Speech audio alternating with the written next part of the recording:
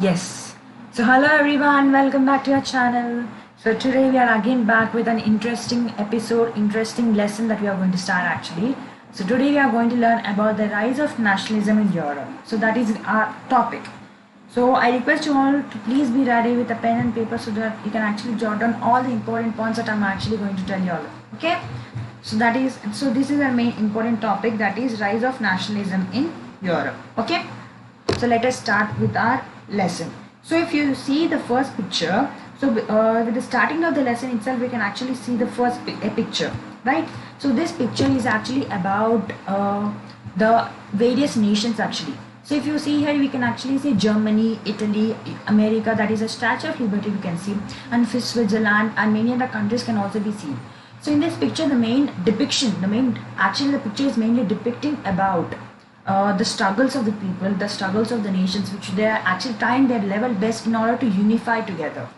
And if you see here, both Switzerland and America have actually passed the Statue of Liberty. Then it is actually indicating that they have actually gained the independence. They have actually formed a united country.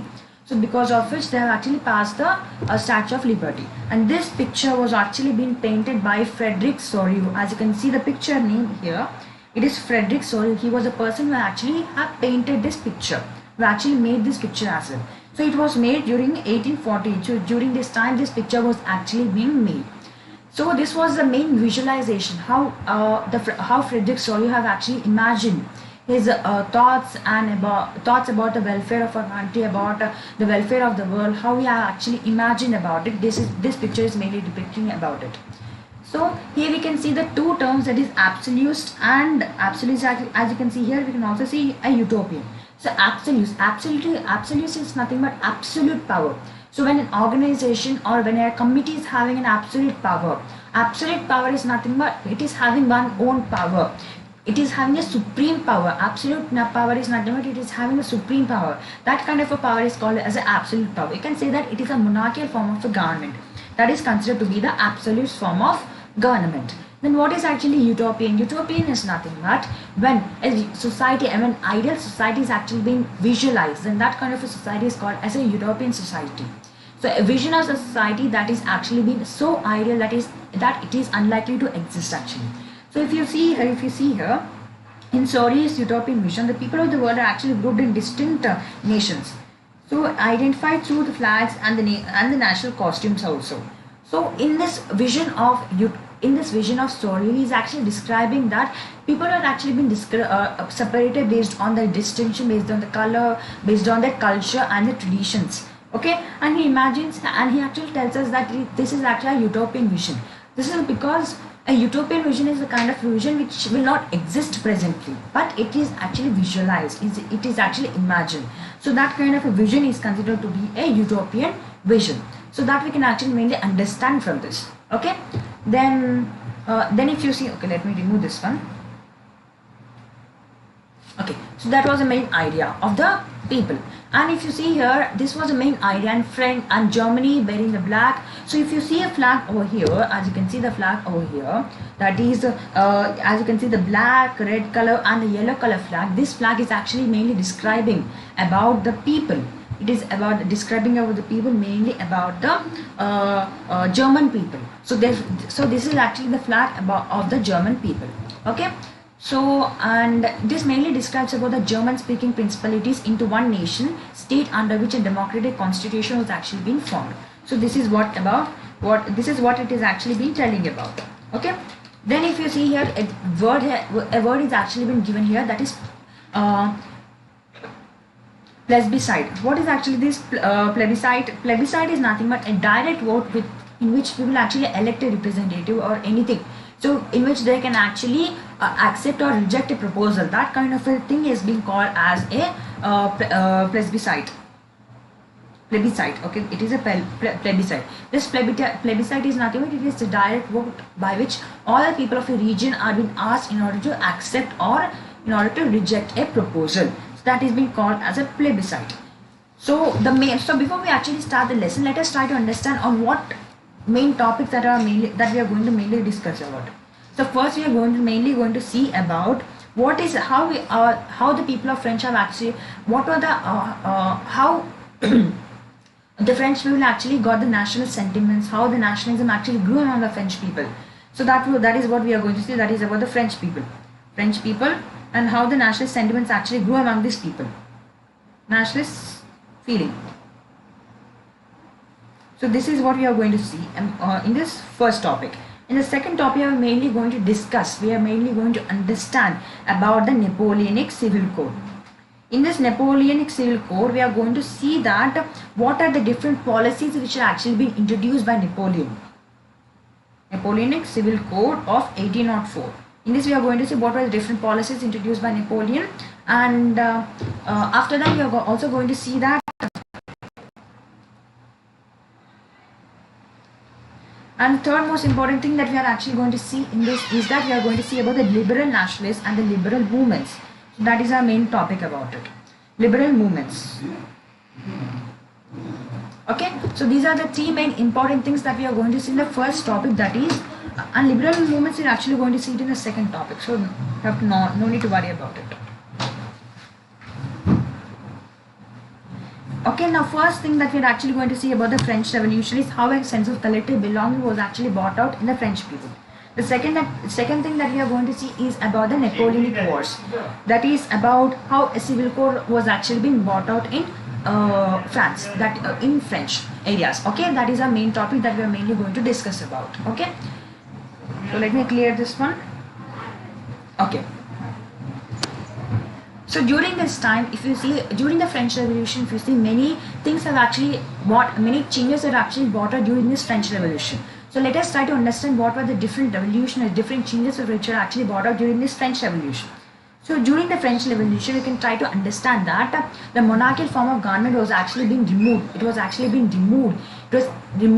It was ejected. It was actually kind of removed, and a new form of system of government was actually being taken place. That is a constitutional. Political and a constitutional changes actually took place during that time, and during that time the constitutional form of government was actually being adopted. So let us try to understand what are the different policies which are actually brought out in order to bring a sense of collective belonging among the people of French. Okay, let us try to understand them now.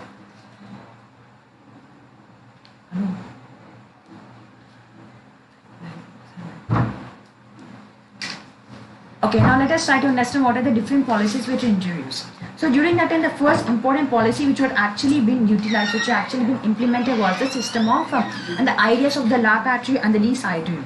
So these ideas, the la patrie, which mainly symbolize the ideas of the fatherhood, and the lease idea, that is the citizen. So in these two ideas which had actually been brought up in order to unite the people, in order to unite the different kind of people, these systems are actually being brought up. This is the first point that you have to remember. The second most important point is about the French flag. A French flag, which was a tricolor one, was mainly adopted in order to replace the old monarchical form of the government.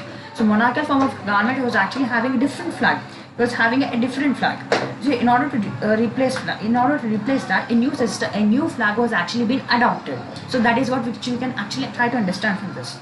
And the third most important point is that a new Estate General was actually elected by a body of active citizens, and renamed the National Assembly also. So this situation can also be seen. And during this time, many hymns, many oaths, many national anthems, and many things are actually brought out in French. So that is actually brought a collective belonging among the people of French. They also started to visualize themselves with the help of a picture known as Marianne.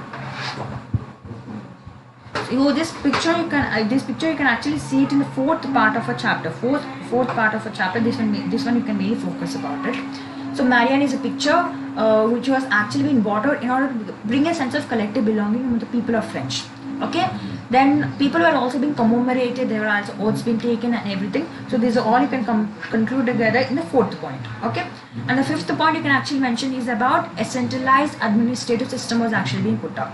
So this actually made sure that a uniform system of weights and measures are actually adopted. For example, if you have to travel from one place to another, you have to pay custom duty to the respective area. So what happened was that during the Napoleon time, many custom barriers were actually there. So in the German Federation of 39 states, the German Federation, 39 custom barriers are there. So because of which people have to stop frequently, they have to pay the taxes and everything was happening. So this was the situation. So during that time, this was completely removed, and this was completely being removed, and it's a new system was being adopted. The system is being called as a uniform system of weights and measures was adopted, and internal custom barriers and internal custom duties were abolished. So that is a point you can see. And French language will also be mainly used. Okay.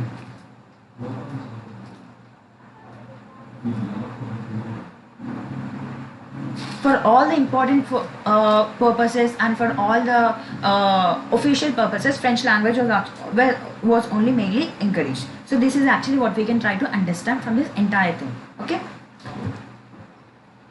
Then let us try to go to the Napoleonic Civil Code. During this time, that is the Napoleonic Civil Code, many policies are actually brought out by Napoleon. He actually made the system more rational and more efficient, so that this administrative system will also become more easier for the process of administration as well.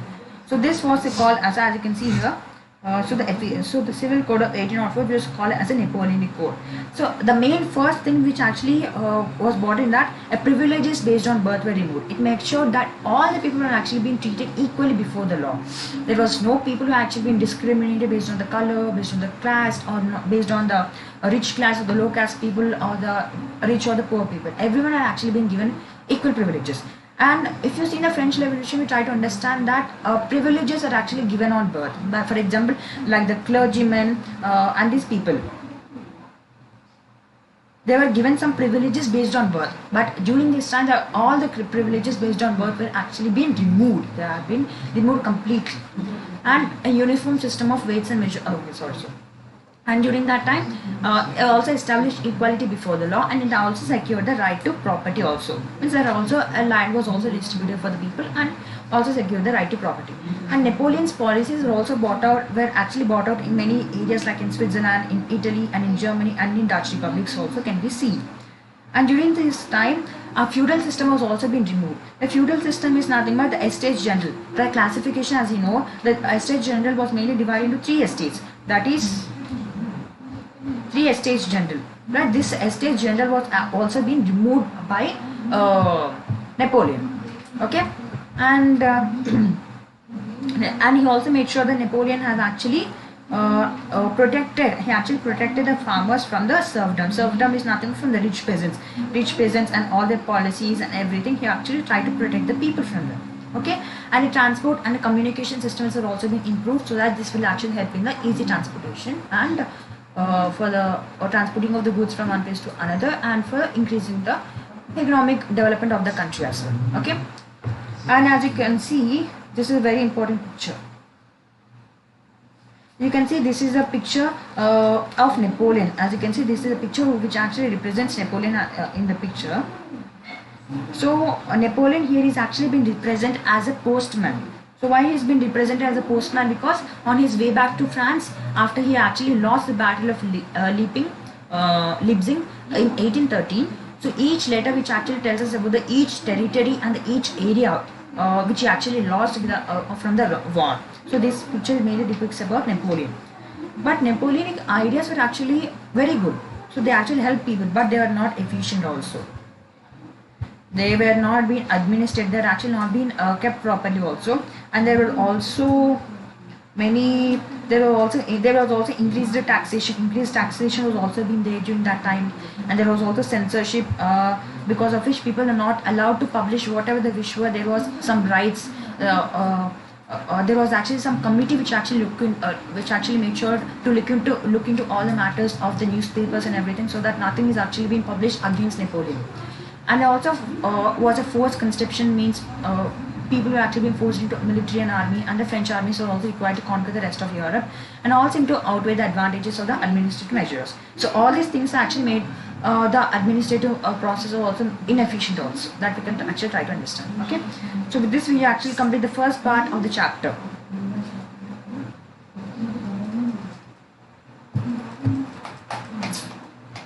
So in the second part, we actually try to understand about the different areas which are actually being ruled by different people. So if you just read out this, you will actually understand. So there is not much in order to explain on this. So this some important dates also we have to keep in mind about the different people and different dates when the Napoleon war actually happened and everything that you have to keep in mind. Okay, and during this time we can see the emergence of the aristocrats. Who are these aristocrats? So these aristocrats are the kind of people who were rich people. So these aristocrats are nothing but they are the rich people who actually control all the important industries or factories of that particular areas as well. So if you try to see here, the members of the caste were actually united by common way of life that was actually being cut out in the regional divisions. They also earned many estates in the countryside and also many towns as well. And so their families are also being connected by the ties of marriage. They've also been married among the rich people only, so that their lifestyle and their family actually began to grow more as well, because when they're actually being married among the rich people as well. So this can also be seen. So and the majority of the population was also made up of only peasantry. Okay. So this was the life of aristocrats, and there were actually three different kind of divisions of the people. So the first one were the aristocrats, who are the rich people. Then the second one was the middle class people, who actually middle class or the liberal people who actually fought against the aristocrats. And the third one was the peasants. In this peasants there are also some landless laborer also, which we can actually see. Okay. So then actually during that time only the new middle class population has started to grow. So many people have actually shifted from the villages and they actually came to the towns so that they can actually get the employment opportunities as well, in the search of the better lifestyle, better job opportunities, better income as well. But because of all these factors, they actually came to the towns. They actually came to the towns in the search of all the job opportunities. So during that time, the population of the middle class people actually grew, and these middle class people were the main reason for all the liberal nationalists and for all the nationalism sentiments that we can actually see. Okay, and these liberals mainly consisted of all the people, that is industrialists, the businessmen, the professionals, and everyone. So what did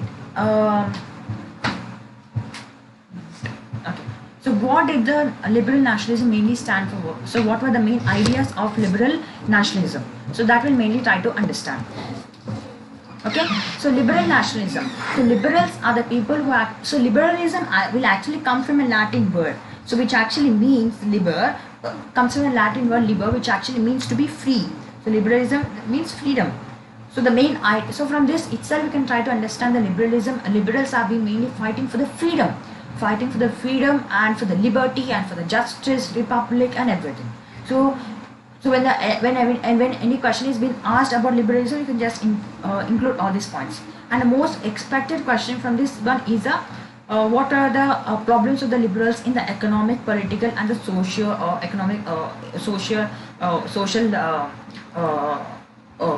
ways. So what are the main problems? Then you must actually try to answer this. So what is a social? So this will actually come under the political, because they are actually mainly demanding for the constitutional form of government. So liberals are the people who are actually demanding for the constitutional form of government. They do not want any control of the aristocrats or the rich people. Okay, and they also wanted to remove the clerical privileges, that is estates general and everything, and they also demanded for the constitution and a representative form of government, that we can actually try to understand from this. Okay, and they were also against the ownership of the private property. They want the people to not to own any private property. So this was the political front. If any question was asked about the political front, you must include. They want the equality before the law. They want freedom, justice, liberty, and everything. They want constitution and a representative form of government. No one should aristocrat. They want an end of aristocrats. I also want the clerical privileges to actually be end. Okay, they also stressed upon the inviolability. Inviolability means they were against the private property. They do not want the private property. They want the land to be redistributed among the people. So these are the main ideas of the people.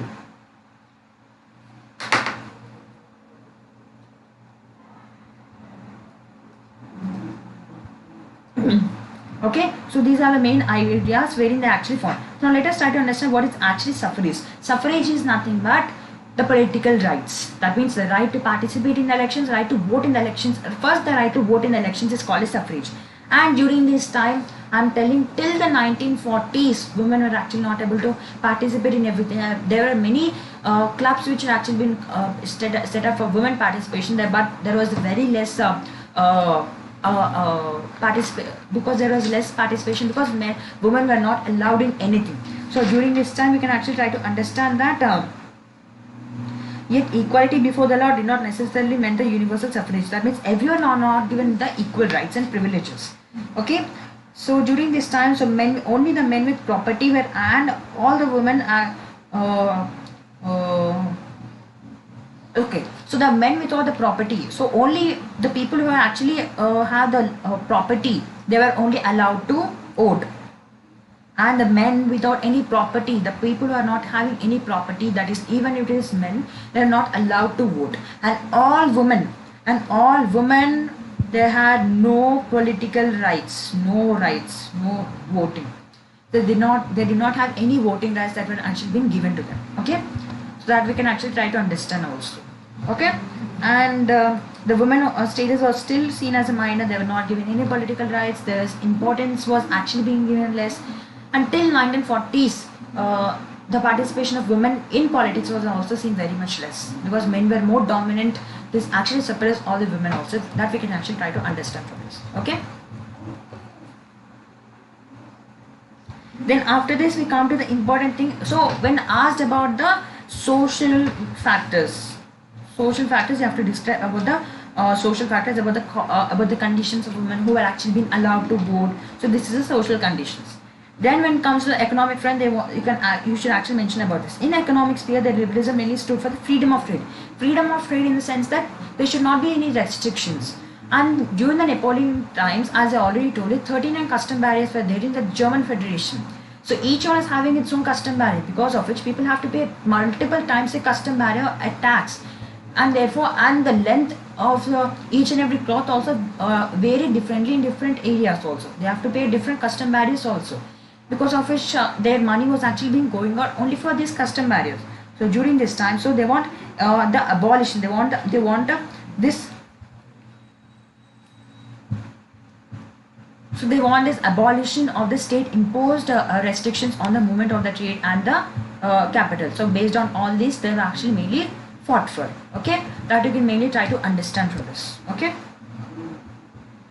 So 1 minute.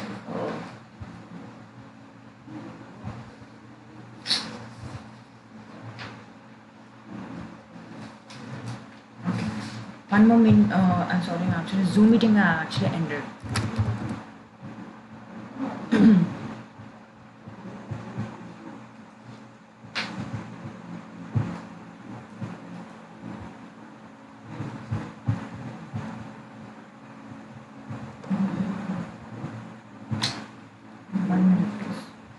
So in the meantime, you can actually take a break, or about a 5-minute break, and you can just come down.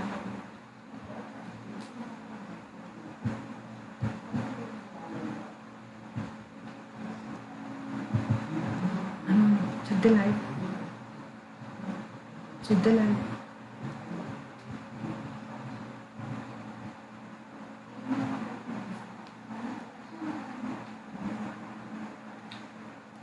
Okay. So when we actually come back, so now we are mainly going to discuss, we are mainly going to understand about the problems in the economic front. As I already told you, so during this time there was they want the abolition. They do not want, they actually want the removal of the state imposed restrictions on the movement of the trade and capital. So that was their main ideas and the policies. Okay, so this was the main problem. This was the main problem of them. Okay, that we can actually try to understand from this. And the Napoleonic divisions, Napoleonic administration with also measures had actually created out a countless, clarity, full screen, check in full screen once.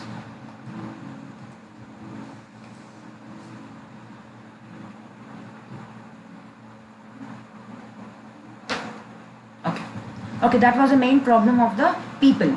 So they have to pay different custom barriers in different states. As you can see here, 39 states were actually being given 39 custom barriers. So as I already told you, they have to pay different taxes to each and every area. Okay, and because of which, and 5% of the people, each of them, and each region was having its own system of weights and measures, and this was actually a time-consuming task for and calculation also, because they have to actually measure. That time we are not having any systems or computers. That everything was done manually only. So it was actually a time-consuming calculations also. How much each goods have to be, each person actually have to pay. So this was all the problems which are actually being faced by the people. So this was actually the problem. So they do not want any custom barriers. They do not want any custom barriers. So that was the main idea. That was the main problem in the economic front for the liberals. Okay, that we can actually try to understand with this. Okay, now let us try to understand what was actually the effect of this. So because of this, in order to fight against this, a Zolliverein was actually being formed. So what was this actually the Zolliverein? A Zolliverein, as you can see, Zolliverein or a custom union or a Zolliverein actually been formed in the initiative of the Persia. So during the initiative of the Persia, a Zolliverein was actually been formed in order to make sure that the custom barriers were actually being removed. From 39 custom barriers, they were actually being made to 2. So from 39 to 2 custom barriers are actually brought out. Okay. Okay, so from 39 to 2 custom barriers have actually brought out. Okay, this was called as Zolliverein. And during this time only, the railway system was also being updated, and in economics front as well, many national unification processes were actually brought out also. And a wave of economic nationalism actually strengthened the wider national sentiments growing at that time. So during that time, we can also see the economic nationalism, as this was actually being growing.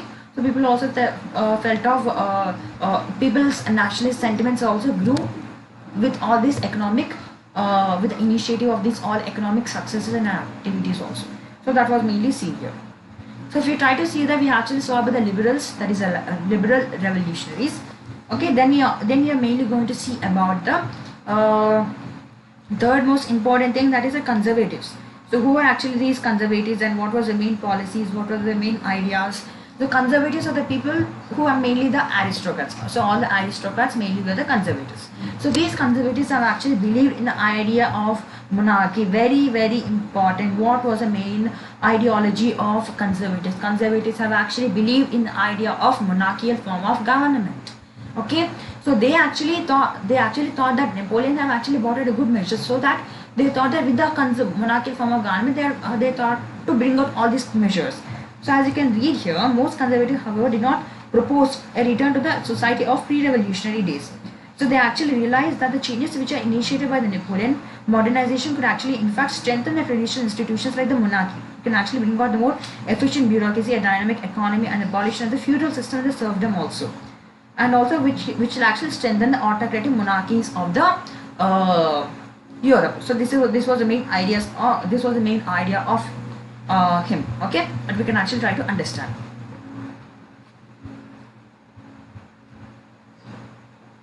So then, very, very important from the examination point of view, what was the Treaty of Vienna? Definitely one question about this will definitely come. What was the Treaty of Vienna? So Treaty of Vienna was actually been adopted in 1815. So why this was actually adopted? Why? So what was the main reason for adoption of the Treaty of Vienna? So the Treaty of Vienna was mainly adopted because Napoleon was actually being defeated at Waterloo. As you know, as if you see your 9th class French Revolution also, in the last part you have about the Napoleon and what policies he actually introduced and where he was actually defeated also.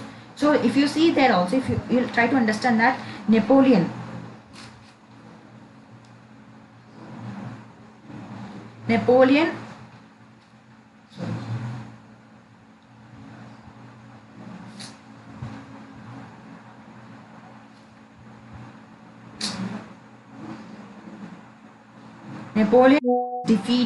was defeated at Waterloo.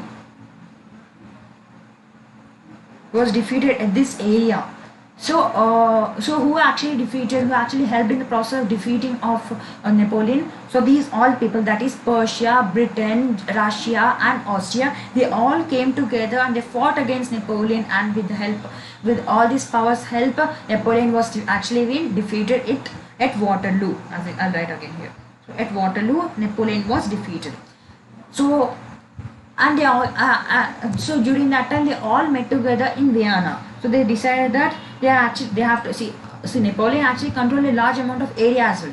Now as Napoleon was defeated, all the control came under these powers, superpowers, that is European powers, that is Britain, Russia, Persia and Russia and Austria. So they have decided that they have to actually form a union so that they can actually decide about the process of unification of the Europe also, or for the different settlements, mainly to form a settlement, means mainly to understand how we can actually unify different areas together. So for that settlement, they all met together in Vienna.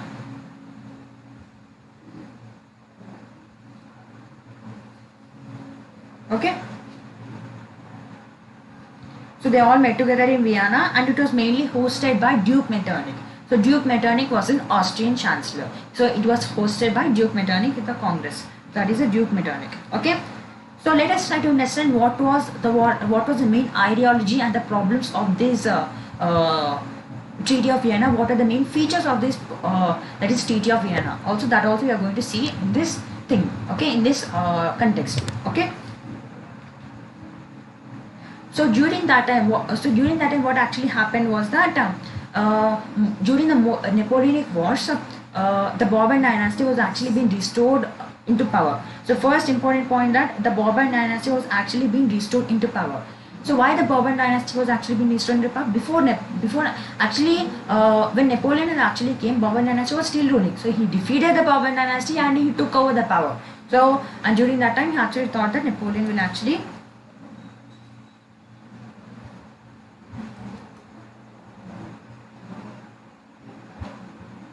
and he decided that the help of that he can actually try to understand the process.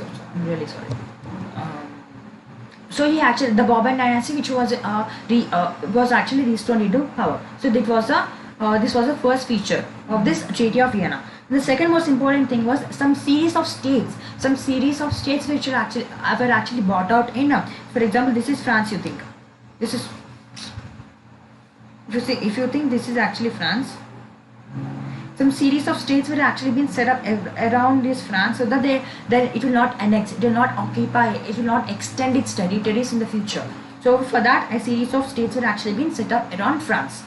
And it also saw that in the Kingdom of Netherlands also, which included Belgium, was actually been set up in north, and Genoa has actually been added to Piedmont. So this all the information you have to remember. And Persia was actually being given a new western territories on its frontiers, and well, Austria was given a control of northern Italy. So Austria was actually been given the control of the northern Italy. As you can see, Italy was kind of this country. So during the northern country was ruled by the north part was ruled by the Austrian Habsburg Empire. Okay, and the German Federation of 39 states were left untouched. So the main idea of restoring this treaty, restoring all these things, and the main idea of this Treaty of Vienna was that in order to restore the monarchical form of government which was removed by Napoleon. In order to restore this, the monarchical form of government, that is conservatives, the rule of conservatives, this Treaty of Vienna was actually been set up. Okay, then in the examination point of view, if you have to mention about this, first we'll actually mention who actually started it, then who are the different people who actually defeated Napoleon. That is going to be a first point. The second point, you're mainly going to describe about this series of Bourbon dynasty. Then you're going to third point, you're mainly going to tell us about the series of states which had been set up. Then Persia was actually Persia was given a part of Saxony. Then Russia was also given a part of Poland, and the main idea was to restore the as you can see, Persia, Russia, then monarchical form of government. So all these important things that you have to actually mention. So during this time only the censorship was actually introduced. So what was actually the censorship? According to this censorship is nothing but So these people are actually taught that, so during this time many people are actually given freedom in order to write whatever they wish in the newspapers. So whatever they wish, whatever they want, they can actually write in the newspaper. They actually have the freedom of press. So they can actually write whatever they want in the newspapers. Okay. But with the development of this conservative regime, in they actually which were actually aristocrat was nothing but the rich people. They do not want anything which has to be written against them. So because of which they impose the censorship, and according to the censorship, they actually impose some kind of people and a committee in order to look after into all the people and the newspapers who are actually writing against them, and they're also severely punished as well. So this was the main problems of the people. Okay, this was because their freedom of press was actually being removed from them. Okay. And they also reflected the idea of liberty and nationalism. They were actually removed the ideas of liberty and nationalism. If you see this picture, then the club of thinkers and an anonymous caricature which mainly dates back to 1820. So if you see the picture and the board over there, this mainly describes about the silence is the first commandment of this learned society. So to avoid eventually whereby the member of the club may succumb to the temptation of the speech muscles and the distributor of the members. Silence is the first thing. That means if you want to stay happily, if you want to live a happy and peaceful life, then you have to be silent. That means you have to not go against the government, not write anything against the government. Then you should just follow whatever the government says. So that was the main idea. Okay, you have to just be silent and don't go against the government.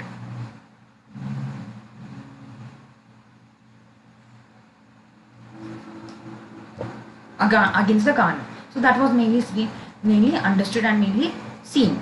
Okay.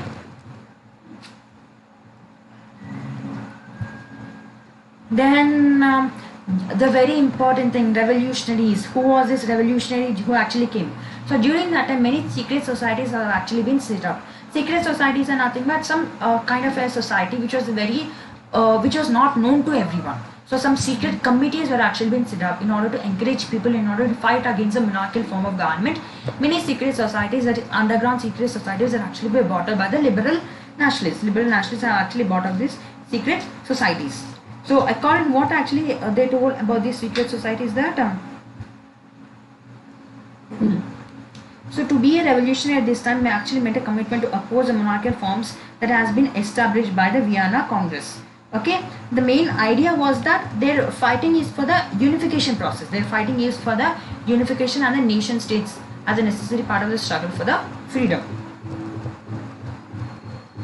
And they were also against, very important, all these liberals have actually been against the monarchs. They were all against the monarchical form of government, which you can actually try to understand from this. Okay.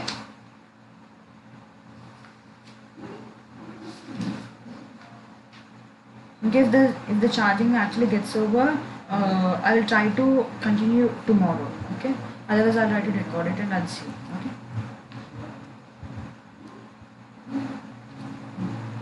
Okay. Then during that time, the one important leader actually came out during that time. He was Giuseppe Mazzini. Who was actually Giuseppe Mazzini? Giuseppe Mazzini was actually born in Genoa in 1907. So Giuseppe Mazzini was a person who actually formed the secret societies in different parts of the Europe. So actually in order to encourage people, in order to fight against the liberal, in order to fight against the monarchs. He was very much against the monarchical form of government. Okay. So during that time, he actually formed many secret societies. So he actually started an revolution in Liguria. He actually started Liguria. He started a revolution, and because of which he was sent into exile. He was sent into exile. He was removed from that country. Okay. Then he actually subsequently founded many secret societies. That is, first the Young Italy in Marseille and Young Europe in Bern. These were the two secret societies which were actually bought out. Okay. And Mazzini actually believed that God had actually intended the nation states to be national. Yeah. So Mazzini actually believed that God had actually made the states to be united in order to be together, in order to be united and the unified nation to be together. But what happened, because of the outside forces and everything, all the entire countries were actually being removed. They have actually been patched up. They have actually been they're actually been separated from each other. For example, if you see the Italy as a country itself, as I'm drawing a rough Italy. So the north part was actually being ruled by northern Austrian Habsburg Empire, Austria. Then center was ruled by the Pope, and the middle was the south part was ruled by the Spain, Spanish rulers, Bourbon dynasty of Spain. So as you can see here, similarly all the countries are also been divided. They are also been divided in the similar way. That is against the northern, that is people, based on the people, based on the culture, based on the rulers of the based on different rulers. They have been divided by their entire nation states. They actually formed a nation states. They actually formed different separate units together. And Mazzini actually believed that we have to all combine together all these units into one single state. And Mazzini actually believed that we have to all unify all the states together. And Duke Metternich have actually said that has one of the most dangerous enemy of the social order. Most dangerous enemy of the social order, that he can go up to any extent in order to fight for their own will, for fighting for his own will and fighting for the people also. He can go up to any extent. So that was his, and he was very much against he was opposition to the monarchy. Mazzini's relentless opposition to the monarchy and his vision actually frightened the conservatives. Conservatives are the people who are actually the monarchical form of government, that is the aristocrats. So Mazzini's ferocious, his aggressiveness towards the monarchy have actually feared and frightened the conservative people also. Okay, that we can actually try to understand. And if you see the picture here also, so this picture is about Guzzit Mazzini and the founding young Europe in Bern. So this picture can also be most probably can be asked in the exam.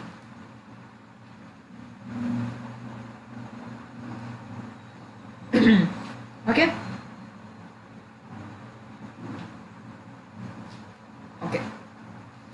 So now let us try to understand the third, and now we are actually going into the third important topic. So we have third topic, then we have fourth topic, and then we have fifth is a very small topic, then we have sixth topic. All you have lengthy topics, so we have to go quickly. So during this time we can actually try to see that July Revolution has actually started, and according to this July Revolution,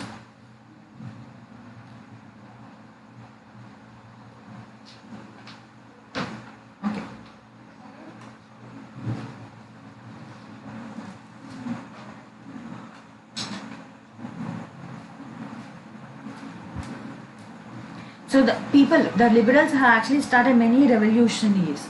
They've actually started many revolutionaries against the people so that they can actually fight against them. And among this, the professor, the school teachers, the clerks, the members of the commercial middle class, many people actually took part in this movement. So the first upheaval actually took place. So July Revolution, as you know, this actually took place. So according to this, what happened was that liberals. So the Bourbon dynasty, which was actually was actually restored into power by the conservatives, this was again removed by the liberal nationalists. What they actually thought that they actually removed this Bourbon dynasty, and they appointed Louis Philippe as the king. And what was the main idea? The main idea was that to repose the constitutional and the monarchical form of government. That was the main idea. Okay. And Metternich has actually stated that when actually France sneezes, the entire Europe freezes, entire Europe catches cold. Why he actually said that, we try to understand it in a few things. So the July Revolution actually took place. So because of this July Revolution, Belgium actually broke away from the Kingdom of Netherlands. So during that time, Kingdom of Netherlands mainly consisted of Belgium as a country also. It was actually merged into Kingdom of Netherlands. So with all the national sentiments that actually grew among the people, which are actually spread out in the entire Europe. So French national sentiments actually grew very much rapidly, and they were charging quickly.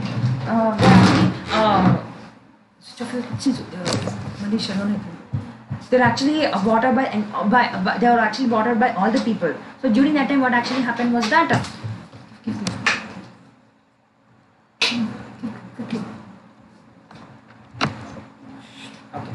So during that time, what actually happened was during July Revolution. So actually, many French nationalists and many national sentiments actually went actually from French to Belgium, because of which their people actually got inspired, because of which, and they separated themselves from the Kingdom of Netherlands and they gained their independence.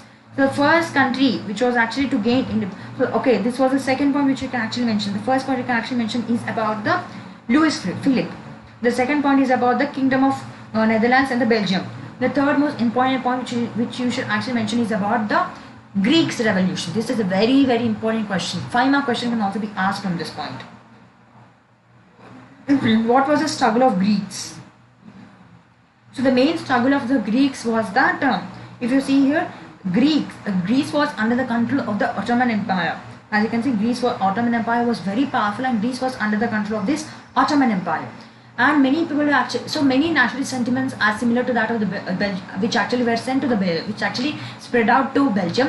They are also spread out to Greece also, and because of which many nationalist sentiments and nationalist struggles have actually spread out, and because of which people actually thought that they have decided that they should actually gain the independence. Okay, and many actually nationalist sentiments in Greece also supported the Greeks living in exile. Why they actually supported? Because they actually believed that Greece was the important language, important culture and the tradition. Why they felt that? Because entire Greek was actually the mother of all the things they actually believed in that. It was the mother of all the cultures, the traditions, and everything of Europe. And poets and artisans have actually lauded, they actually praised Greece as a cradle. They thought that it is the first process. So Greek was the main language which actually helped in the first struggle for the first European civilization, which has actually been bought out. Okay, which was actually been bought out.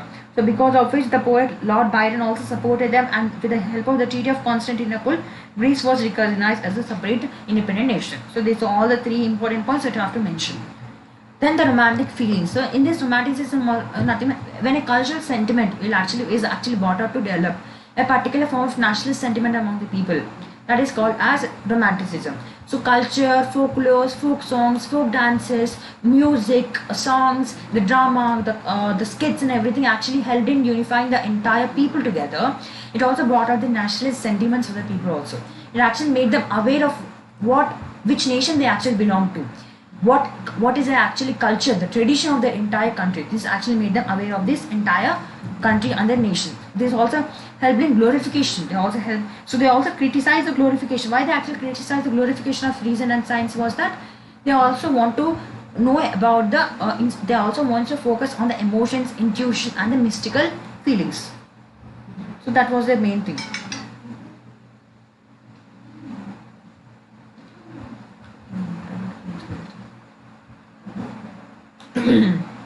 And during that time, so collecting and recording these forms of culture also been seen essential for the project of the nation building process. Okay, and during that time only we will try to see how language played a very important role. So during that time, language actually played a very, very important role in the unification process of different kind of regions.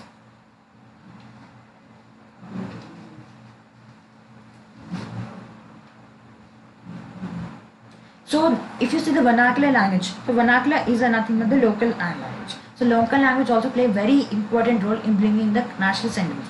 If you see anything also, when anything is actually spread out in the national, in a local language, that is in the mother tongue of any people, then it actually has a greater popularity and a greater audience also. We can also see a greater audience and greater popularity, greater understanding for the people. It also helps in easy understanding for the people also. In the similar way also, during that time, many national sentiments actually grew out, because of which vernacular, that is a local language, also being used in order to carry on the modern national sentiments in larger audience who are mostly illiterate. So mostly they are actually the most illiterate persons. So when they are actually being told in either French or any other language, they did not understand the message easily. But when the message was actually being given out in the local languages, it actually reached a wider range of audience as well, because they are mostly illiterate also. Okay, then we can also try to see that so during this time of the partition, so by the great powers of Russia, Persia and Austria, even though Poland no longer exists as an independent territory because it was under the control of Russia, many things actually grew up. Then Karol Kupinski, then for example, they celebrated the national struggle through this operas and musics and everything, also saw the national sentiments of the people. Then how the language played a very important role. First point, you can, if it is asked for 5 mark, you have to mention all these important points. Then if it is asked for 3 mark about how language played an important role in the European national assembly, you have to describe about this Poland. So as Poland was occupied by Russia, the Russians have implemented Russian language everywhere. They discouraged the usage of Poland language, and if anyone were actually found to use Poland language, they're actually put in jail, they were punished severely, they're also sent to Siberia also as a part of their punishment also. But still, Polish people have started to use Poland language as a national resistance in order to fight against the fight against the Russians, in order to show that they are actually not show the nationals, in order to bring out the national sentiment of the people. They actually use the Polish language to bring out the nationalist sentiments among the people.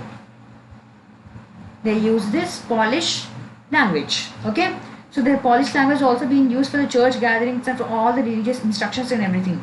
But when actually Russians have actually found out this, they actually ultimately crushed in everyone. They actually fought. Russians actually suppressed everyone, suppressed the entire Polish people when they actually used this Polish language also. Okay, they're also been sent to Siberia as a part of punishment. So they actually saw as a struggle against the Russian dominance. Polish people have actually seen Polish language as a struggle against the Russian dominance. And a very important question, board exam question. This question actually came in every year, mostly 8 times, 8 to 9 times this question has actually come in the board exam, this part. So this is very much important that you must actually remember. So what was on the economic front? What were the main problems of the people on the economic front? In the economic front, we can actually see the main important problems. So the first important problem which we can actually see was that the population. The population was also being very much increasing. The second most important, I'll just briefly give an understanding. If you just read out also, you just understand. Population, then less job opportunities.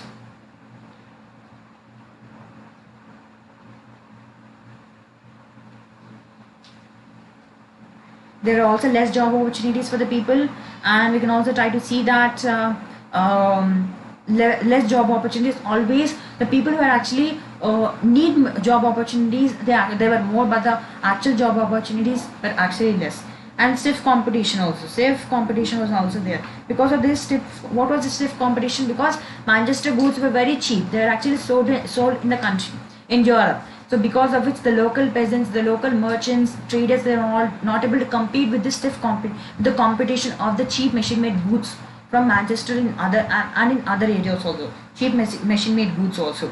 And there are also famines, food shortages, and failure of the crops also, because of which many people have actually died. They actually perished because of hunger also. There was also widespread poverty in different parts of our country also. All these important points must go in the answer. Okay, very important one. Board exam, for sure one question will come in any of the sets. Then in 1845, you can also try to see that food shortages and the widespread poverty. Louis Philippe was actually forced to flee, means he was also fearful. Okay. Then the most important thing, the peasants uprising question can also be asked from this. Okay. So during this time, all the people who are above the age of 21 were allowed to vote. They were allowed to vote in the elections and guaranteed the right to vote, and national workshops have also been bought out. In order to provide, after this we will take a break, okay, and provide employment opportunities also.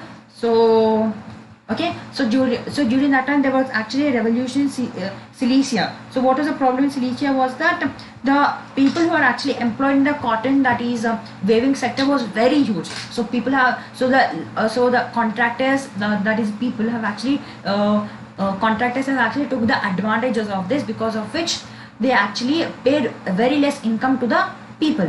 That means they reduced the prices of the goods which they ordered, and they reduced the prices and they paid a very less income, because of which the people are actually they were angrily, they were agitated. They actually went to all the people demanding for the higher wages and everything. And another group also broke out into the storehouse, and they actually went into the house. They actually tore all the cloth into the shreds and everything. They actually first promised that they will be given perfect payment, but then later they were not given it. Okay. Then the village, the owner of the particular village, he actually escaped from the village and went to another place, and after 24 hours he bought the army, and because of which 11 waivers are actually shot out. He actually suppressed the entire people, all the people. Okay. So then 1848 revolution. This 1848 revolution was that people were actually not given the freedom of press and freedom of association, that is to form the groups. They're not allowed to told to write whatever they want. There was the censorship. Because of this censorship का spelling क्या है? Censorship spelling. Censorship. So there was also censorship during this time. Okay, that we can actually try to understand. Okay. Then after that, okay, then the German population also. So during that time only, a National Assembly was actually being set up at St. Peter's Hall. So they actually went together at the St. Peter's Hall in order to for the Frankfurt Parliament, and they convened at the Church of St. Paul. So all the people, that is the middle class professionals, the businessmen, and all the people have actually gathered together, and they actually drafted a constitution for a German state, which was actually headed by a monarchical form of government. They actually gave that monarchy to the Persian king, who was a king with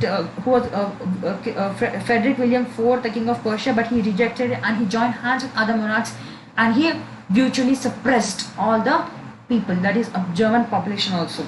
So while the opposition of the aristocrats and military also became stronger, the social basis of the parliament also eroded.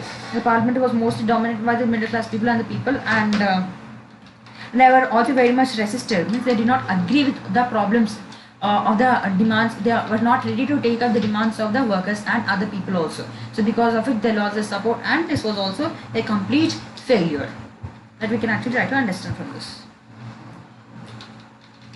This is actually third part came to an end, so after this we'll take a break also. Okay.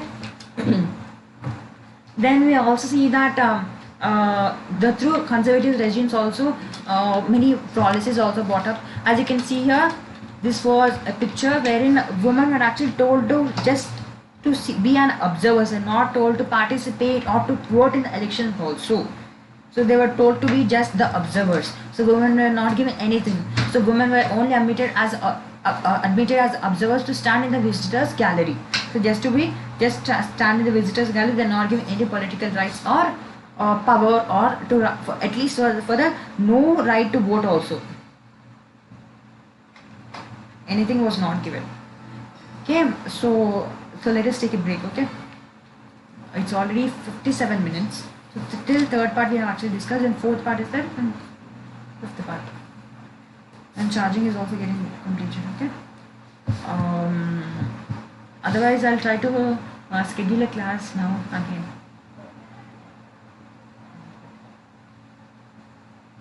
It's already 10:30.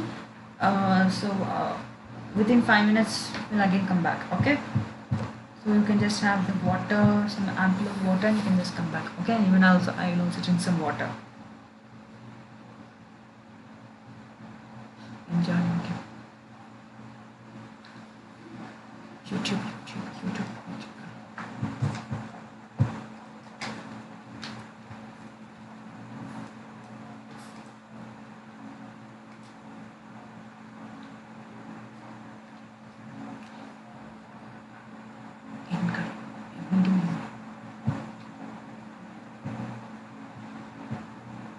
Meeting end.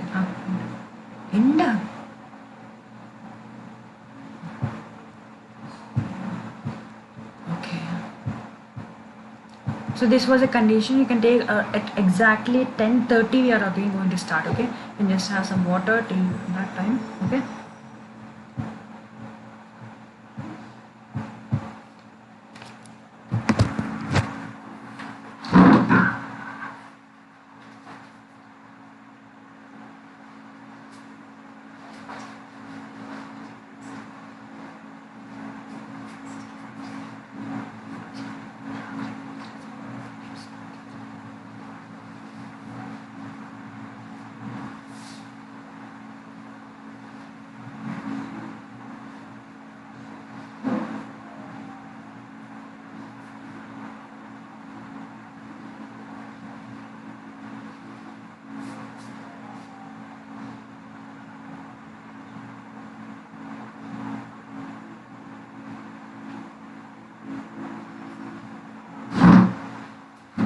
Okay, just then I'm going to end the live here. Okay, so the unification process and everything, we are going to have another live stream. Okay, then I'll end the live stream here. Thank you everyone for joining.